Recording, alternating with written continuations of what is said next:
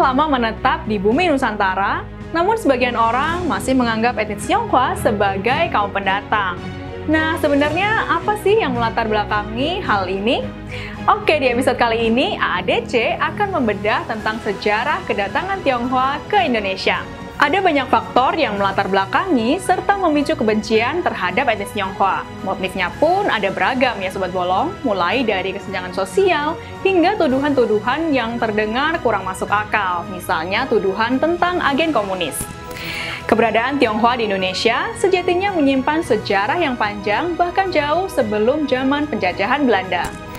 Lalu seperti apakah perjalanan mereka? Simak informasi lengkapnya hanya di AADC Ada Apa Dengan China.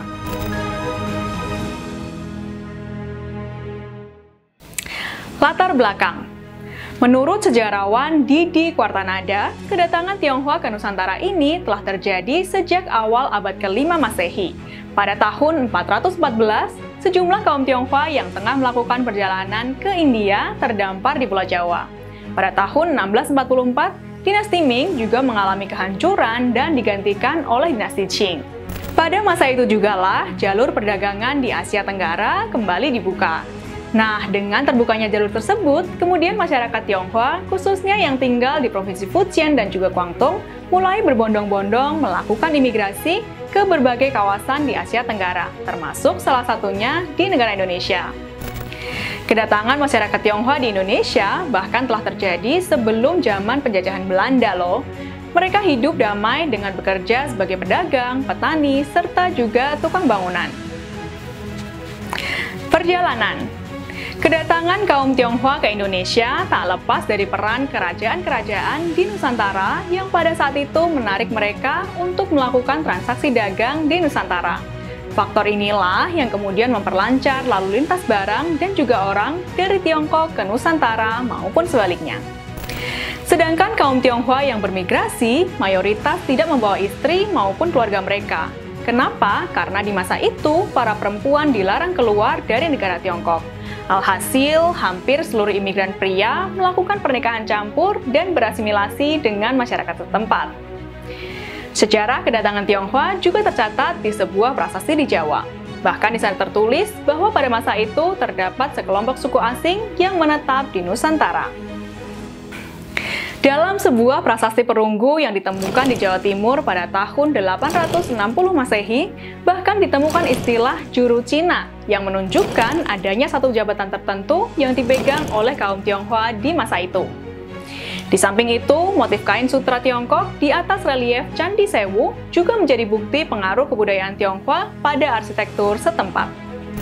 Setelah Indonesia merdeka, sesuai dengan Undang-Undang Nomor 12 Tahun 2006 tentang Kewarganegaraan Republik Indonesia yang menyatakan bahwa orang Tionghoa berkewarganegaraan Indonesia digolongkan menjadi sebuah suku dalam lingkup nasional Indonesia. Menurut Perpustakaan Universitas Ohio, jumlah suku Tionghoa di Indonesia mencapai sekitar 730.000 jiwa.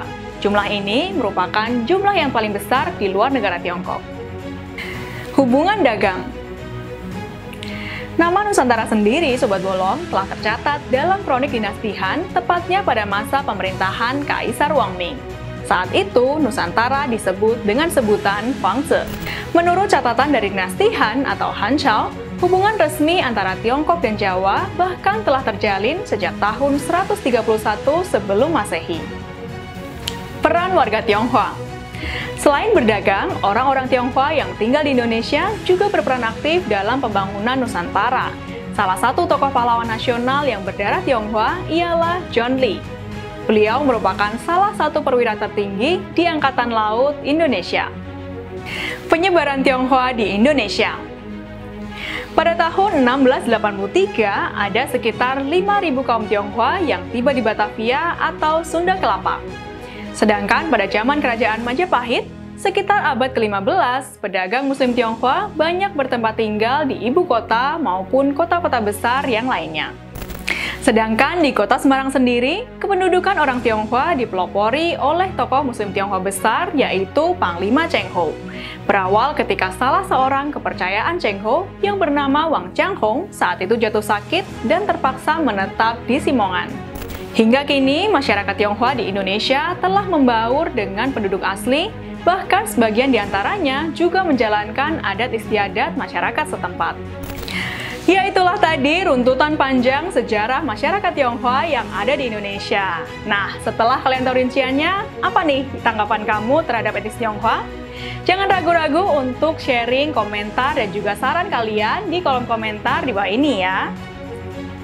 Oke Sobat Bolong, sekian dulu perjumpaan kita kali ini. Jangan lupa saksikan episode AADC selanjutnya hanya di channel YouTube kesayangan kamu, bolong.id. Subscribe dan nyalakan lonceng notifikasinya supaya kamu nggak ketinggalan setiap episode menarik dari AADC. AADC? Ada apa ya? Seiring perkembangannya, etnis Tionghoa Indonesia telah menjadi satu bagian utuh dari Kesatuan Republik Indonesia. Bahkan, tak sedikit di antaranya yang juga memeluk agama Islam. Lalu bagaimanakah kisah perjalanan umat Muslim Tionghoa di Indonesia? Temukan jawabannya hanya di AADC 2 minggu ke depan.